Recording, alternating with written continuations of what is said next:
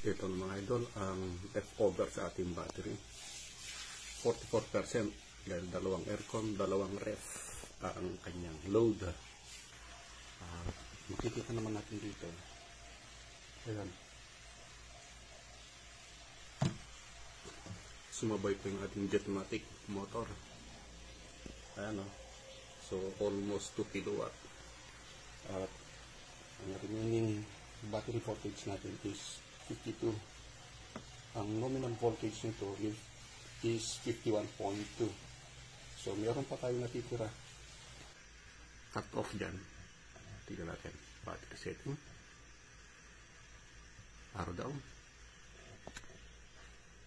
Arrow down.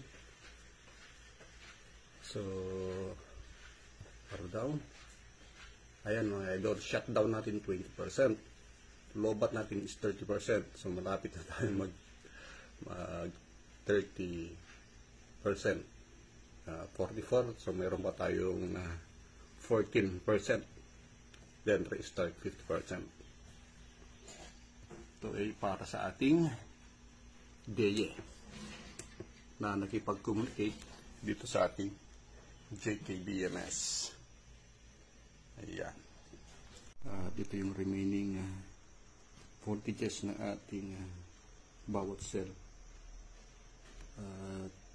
Remaining percentage, ito rin nandito, 44%. Remaining capacity, 120 AH pa.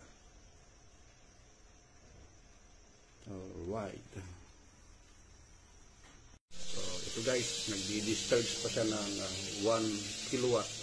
Patay ni isang aircon. Isang aircon na lang gumagana at nagluluto kasi sa induction sa rice cooker. So, meron ng minimal harvest dahil alas 6:10 na. Yan. Yan, nagluluto. Rice cooker. Kapag